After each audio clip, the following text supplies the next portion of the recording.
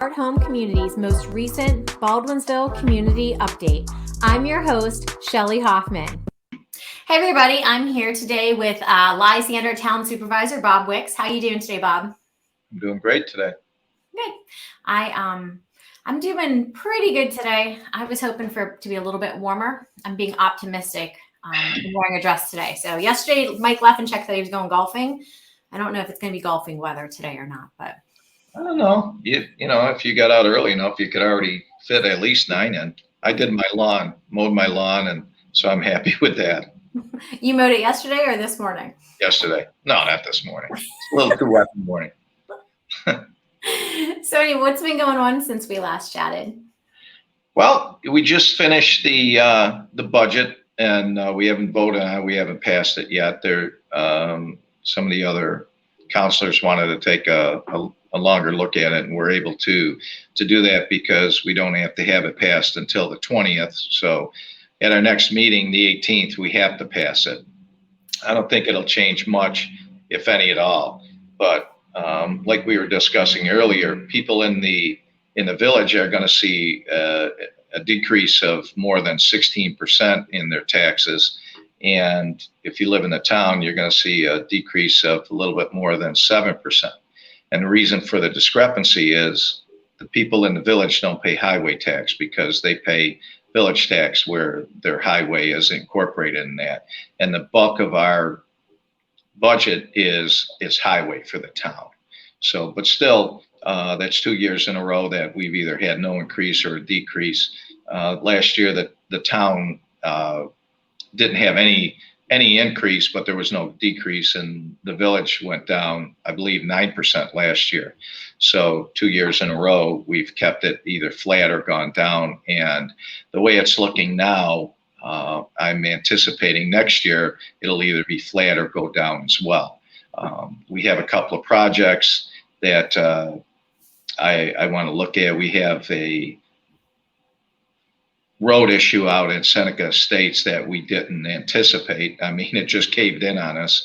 It was like a sinkhole. One of the culverts that drains the water from Seneca Estates into the river that goes under, I think it's Mariner Trail, collapsed. So we stabilized it for now, but we're going to have to fix that. And that's going to, that's going to be a substantial cost to the town. And I'm going to start looking at getting generators for both the town hall and the highway. If we have a big emergency or some sort of disaster where a countywide disaster, the county's not going to be able to help us out. We're going to be on our own. Well, we're going to need the town to be up and running. So in order to do that, we're going to need a generator. And certainly disasters don't happen when it's nice out. Generally, they happen when, although 9/11 was beautiful, but that was man-made. But natural disasters always seem to occur when it's nasty out, either super hot or super cold. And if it happens when it's super cold, we need that highway garage to be able to operate, keeping the trucks warm and things like that. So those are going to be a couple of big expenses that I'd like to get done this year as well. You said that the taxes are going to go down. And before we came on the air, I know you're going to talk about it, but I want to throw out there, part of that is because of the grant money you keep receiving. It seems like every month when we talk, there seems to be grant money coming in from somewhere. Or is it just the way that you guys have done the budget? Well, both. It's a combination of both. I think the grant money has helped us establish a substantial fund balance, but the way we're doing the budget, we're not spending money unnecessarily. But when you get grant money, like for instance, West Entry Road, we'll use West Entry Road and Willett Parkway. West Entry Road is completed now. I know people will be happy about that. Willett Parkway will be completed shortly. I don't think they finished it yet. I know they had the new culverts in with the new grates on the top. So the old grates, if you were riding your bike across them, bike could go into the grate. Now we have new grates across them. Those are fixed, so that'll be paved shortly. But from 60 Road to all the way down West Entry and down Willett Parkway, the town would have been responsible for that. that's about a $700,000 cost to repair those roads the way that we needed to repair it. We paid about 10% of that out of our town budget, about $70,000. Between the state, we received $468,000 from the state. That we were the only one in the county that received that. That's helping us that's actually going to complete almost all of Willett Parkway. West Entry, we received a $50,000 grant that Brian May helped us, that we weren't going to get, and Brian May actually secured that money for us. And then our highway superintendent negotiated with National Grid when they wanted to. That's why they tore up the road. They had to do some enhancements to their infrastructure, so they had to come out in a roadway. And our highway superintendent did a good job negotiating the cost to repair that, and they actually paid for the bulk of that cost. So you're talking $700,000. It only cost the town $70,000, which we would have had to come out of our pocket. That's how we're doing savings. But and again, it's a combination of grants and just operating appropriately. Like I know everybody's been looking at the lighting. Some communities have been paying for lighting. I mean, it's a small fee. I mean, they're not paying large fees, but they have been paying for the lighting, and they don't have lights. Well, we have to wait to get the lights in. I started working on that since I came in the office a year and a half, almost 2 years ago. And we're just closing on the 15th. That's when we were able to get that closing done. So after the 15th, we'll be able to, it should go pretty quickly. Everybody will have their lights, and we're going to be saving money for the town that way, because they're going to be all new light heads, which are all LED, so the maintenance goes down. They're going to be better quality lights, and it has less energy. But what I did with the engineer, he and they came in, and National Grid wanted $1 million for those lighting. Well, we negotiated with them for a while, and we were able to get that knocked down to $950,000. That's as far as we could go, but we did get something. But that's $50,000. That's 5% of the cost of the project that we don't have to pay. So it's things like that. When we add $1,000 here, $5,000 here, $50,000 here, all of those things go to lessen, because we have to do these projects. Why should we pay more? So anytime we're doing it, I'm really looking hard to do it as economically as we can, still getting, doing the best job we can, but doing it at the lowest cost. Sometimes our hands are tied, but. Now that all makes sense, obviously, and everybody's taxes, hopefully they recognize that they're going down and they see it goes down, because everybody always talks about when they're going up. And as you know, with me being in real estate, it's definitely conversations we're having about the cost of the market value of homes going up, the assessed values of the home going up. So it's nice to at least hear something's going down in that regard. And this is what people don't understand, and you understand it, that we don't have any control over the assessed value of a house. Our housing market here has been extremely low, and correct me if I'm wrong anytime, but our housing market has been extremely low for years, decades. Now, what's happened is that people are starting to move upstate. Because of that, there's a demand on housing. So we're starting to catch up a little bit. But the town doesn't have any control over the assessments. If your house is worth $500,000, it's worth $500,000. And there's a market analysis that you do. And the reason that we have 100% is that if somebody builds a $500,000 house, they're paying taxes on that $500,000 house. But if your house is worth $500,000, if it's 10 years old, if it's worth $500,000 now, but it hasn't been reassessed and you're still paying taxes for $350,000, that's an uneven scale.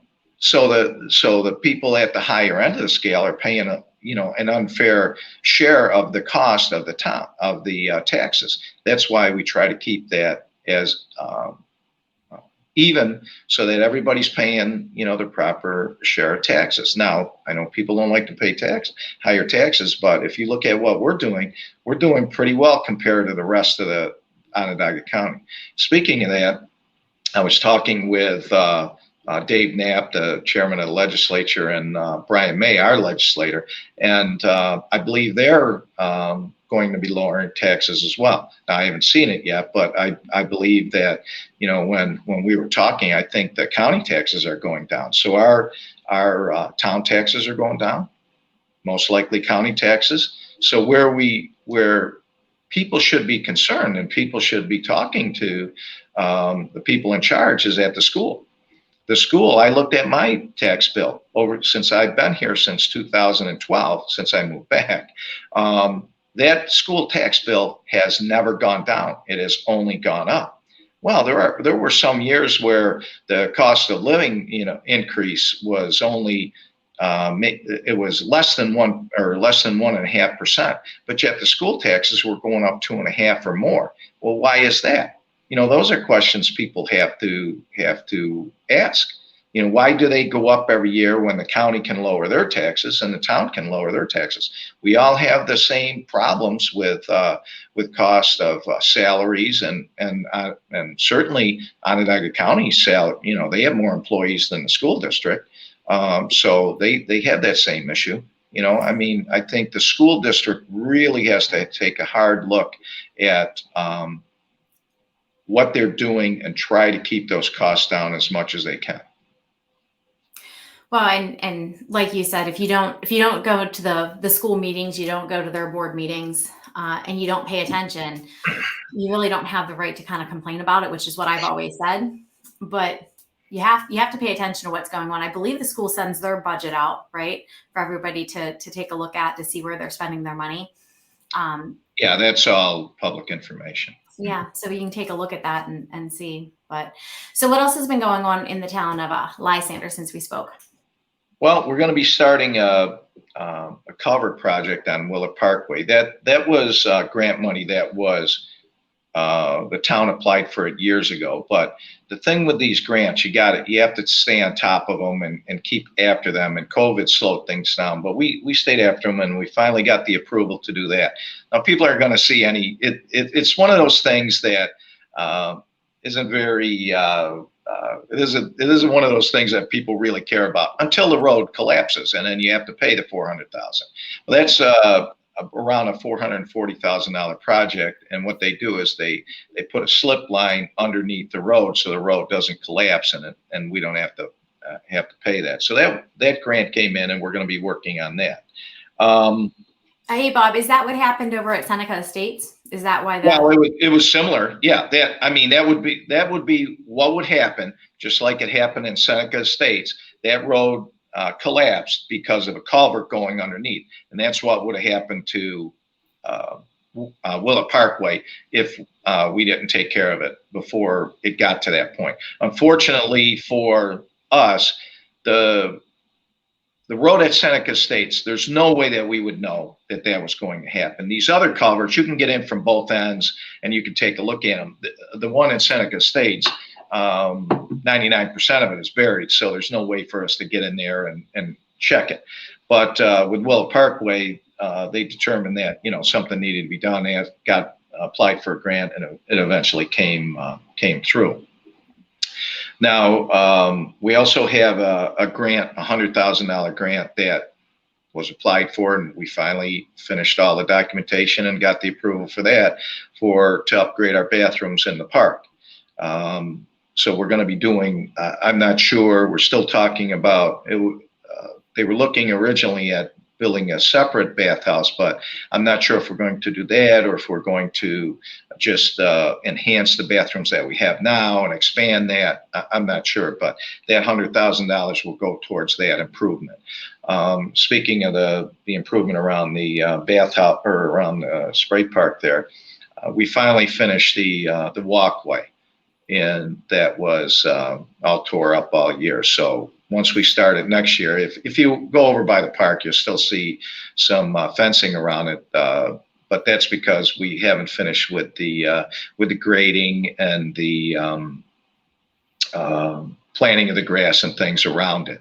And we're not going to do that until the spring. It just doesn't make sense. We'd be throwing our money away. But in the springtime, that should look a lot better than it did this year. We also.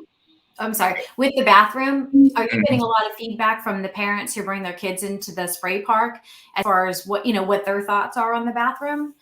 No, I we haven't had any complaints, but we know that there's a need for additional bathrooms there. So that's why that grant was applied for originally, and that's why we're going to try and do the most with that money that we can. okay.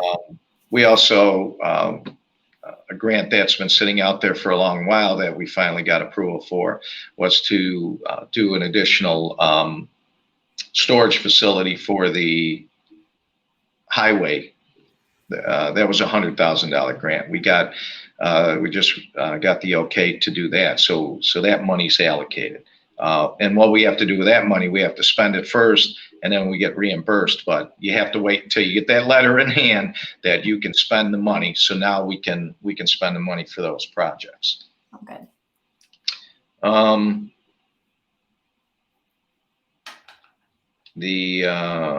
Let's see here. With the Willett Parkway and West Entry Road, I know there was people were inconvenienced for a few months, but now that road, those two roads, that road and the county did improvements all the way from 690 all the way down, and then the state did down 31. So that corridor there from 690 down Henkel, down West Entry, Willett Parkway on the 31, that's going to be good for years. So I know there were people that were upset with the way it went, and certainly in the future we're going to try and address those concerns. But now we're not going to have to do that in this area. I'll be gone before we have to do that again. So because that's going to last for years, and it's all brand new and it's in good shape. So that's going to be nice for anybody traveling in those areas. I don't think people, I was going to say, I don't think people realize how much they use those roads until they were closed. Even myself, because I typically take, from the village out 31, but every once in a while I catch myself going West Entry Road and I turn around and I go back. And my kid said the same thing. So I think, there's so many different ways to get where you're going in our area, but you don't pay attention to how much you actually use something until it's taken away. So much more appreciation for it now than I had before this project.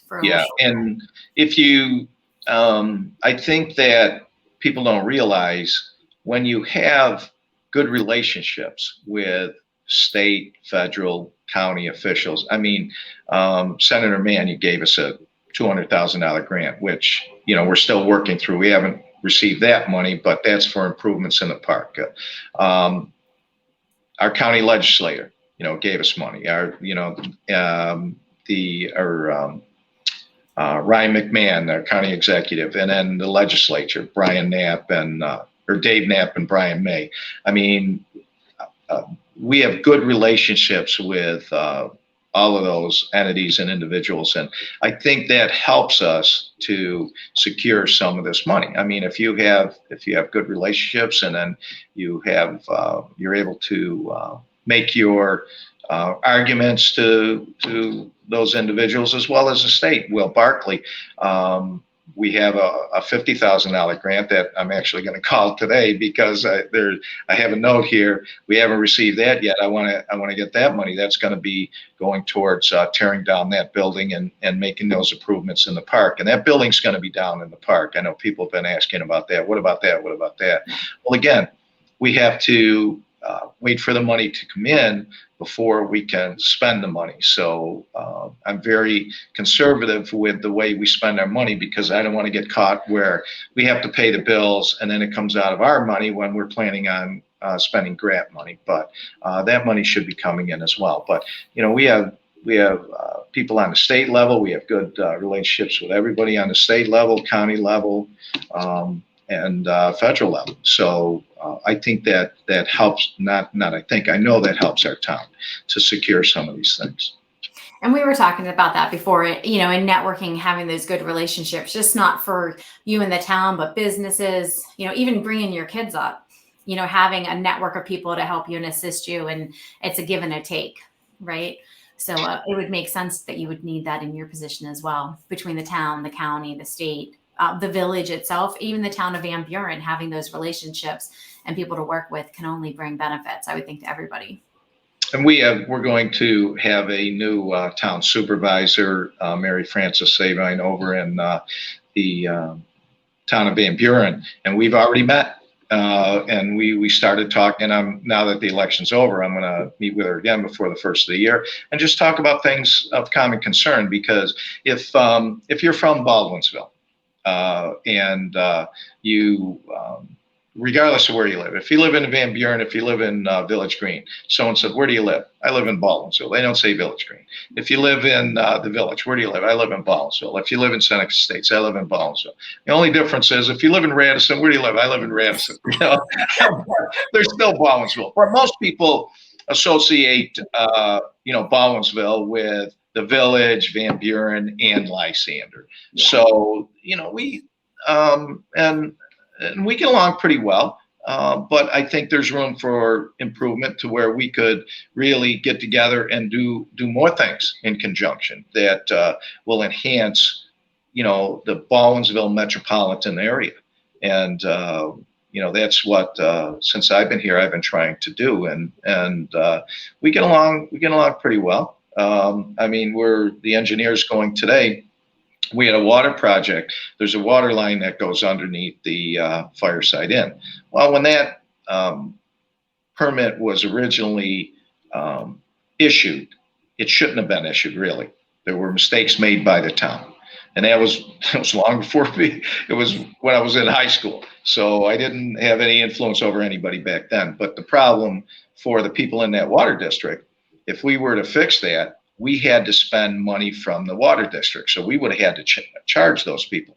That was going to cost those individuals in that area now anywhere from $600 a year to $1,000 a year additional just to make that improvement. And there was nothing that I could do. I was working on it. I called the comptroller's office. We could not spend any money. We had to get grant money. Well, fortunately for us, we got that federal grant money, that ARPA money. And what's that for? To make water improvements. So now the people up in that West Genesee, Indian Springs area, water district, you're not going to have to pay that $600 to $1,000 because we're going to be able to use that money from that grant money to reroute that water line around. So it's not going to cost them anything. And that's what that money's for, to make improvements in water, sewers, and broadband. Among other things. There's other things, but those are two areas that they certainly want to make improvements in. And fortunately for us, we have the money now to do that, and it saves those people. And it's a small amount of people, but they're saving a lot of money a year. Well, and that's part of the reason it would have been so much is because it's a small amount of people paying for such a large project, right? I think it's somewhere around 20 to 30 homes. Yeah, and the cost is going to be somewhere between, until we get through, until we see what we're doing. But but the estimates are between $45,000 and $70,000, depending on what we run into when we open it up. So yeah, you look at 30 homes. That's a lot of money for those 30 homes. $1,000 a year for a mistake that somebody made, 50 years ago, 40 years ago. They should know. Some of those people probably weren't even alive. People owning homes up there. So fortunately for them, we're able to use that money for that. Nice. So anything else going on in the town? We have a new hiree, Mary Ellis. She's a new deputy clerk. So if you come in, you might see her. She works a couple days a week. You can say hello to her. She's a new addition to our employees here. And then Cindy Halstead, she retired from the receiver of taxes. She was the deputy receiver of taxes. So she had been here a while. So she just retired. But other than that, I'll be seeing her when I come over. I didn't know that. Yeah, she left last Friday, I believe. Okay. That was her last day. So, will you be hiring for that position, or is there somebody already? We're going. Yes, it's going to be a part-time position. So we're starting to look at how we're going to fill that position. So there's a couple of needs that we have in the town, and that's what I'm looking at now. How's best to fill those spots, and with whom. So Nice. So, well, that's good. So as always, there's all kinds of things happening in the town that, depending on if you live in the area it's happening in, you may or may not know about it. I think Willett, most of us knew something was happening with Willett. Just even if you're driving down. Yeah, if you lived in Radisson, you knew something was going on with West Entry. Well, like I said, I received quite a few complaints about, different traffic being routed in different places. And again, those are things that we're going to have a new highway superintendent. So those are things that I'm going to talk to the new highway superintendent as we're doing projects to try to eliminate as much of those problems as we can. And like with anything, there's a learning process. So, the town, when we do things, if we see something that should be corrected, we try to address it. And the new superintendent coming in. So if you do have complaints and it's after January 1, he had nothing to do with it. So. But moving forward, we're going to be looking at the best way to attack these different things, and hopefully, there's always going to be some kind of inconvenience to any project that we're doing, like the one with Seneca Estates. There's going to be some type of inconvenience. Hopefully, it won't be long lasting, and it won't be that bad. But these are just things that we don't have any control over. Yeah. Well, before we part ways, I just want to mention that, the Chandler Lysander Park and Rec, might not be the first thing that Kevin has done since he came on board. It was definitely the most visual thing that he has done since he became the new Park and Rec director, was the window painting. And he had over 180 some kids painting, or people painting windows, because he opened it up to all ages. So, as much as I would love to take credit for helping him, because we kind of teamed up with Johnny Lynn from the Painting Cafe. You did. You should take some credit. And Johnny Lynn, like you said, I think anybody that had anything to do with him, certainly you were one of the people. That was great. That came out great. I think, we ordered up a good day. So we were lucky with that. But yeah, and I think that Kevin, because he has so much experience, he's able to pull some of these things off, and he's got ideas that maybe weren't thought of before, like extending it out to other people, extending it out to older kids, not just younger kids, and then pushing as many businesses. There were some businesses that weren't asked before because maybe they served alcohol, but so what? So they serve alcohol. So what? We can still paint their windows. It's not like they're going to be giving them shots while they're doing it, although. Well, it just depends on who was with. No, I'm kidding. That's right. You and Kevin, I don't know about the two of you. Well, I did talk to Tom, who's the owner of Sammy's. I ran into him after the event, and I asked him how it went, because it was the first year that Sammy's windows were painted. Yeah. And he loved it. He was like, it was just great. It added such an ambiance to his business. We did get a little bit of comments about cleaning the windows before Halloween, but if you looked at the rain hitting some of them, and plus the fire department having time to spray, Monday was a lot of traffic. So, obviously I know Kevin said he'll rethink and relook at things, but boy, for those 7 days, those windows were amazing. My windows still need to be cleaned, which I want to throw this out there, that I had 2 children, Bob, cleaning windows that day, and those 2 children never even thought about my windows. So I'm actually going to get all my windows sprayed by a professional cleaner, and the cobwebs under my lights and whatever. But I looked at my kids that day and I'm like, really? Like, of all buildings in Baldwinsville, you should have started with yours first, but that's how it goes. The cobbler's kids don't have shoes, No. So, but it was great. And then obviously the chamber did their trick-or-treating that day, and just the whole village was alive. It was, I don't know if you had a chance to walk around or drive through, but it was just an amazing day. So. Well, my granddaughter was, she did some painting. So yeah, we did walk through and take a look at them. And, anytime there's anything going around, I make sure I take the time to go and take a look. And I thought that was a great addition to doing the trick-or-treating with the businesses at the same time. So yeah, that came out great. And, it was nice. And I know Kevin, he was happy with the way it came out. And after we got through talking, he was talking about doing other things as well.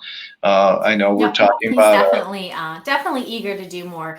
But like I said, for that being his first one, boots on the ground, was out there, doing what he needed to do and getting the business. And I enjoyed it, walking around with him. I know most of the business owners, but it was just a treat. How often you just walk into a business and chit chat for a couple minutes, make that connection, networking, like we talked about earlier, yeah, and then walking back out. So sure. Anything else you want to throw out to the community before we call it quits today? I think that's, we've been talking for a little while, so I think people will probably be getting bored with me. So I think that's all I have for today. All right, perfect. Well, happy fall. Enjoy your Thanksgiving, and I'll see you in December. All right. Thanks again.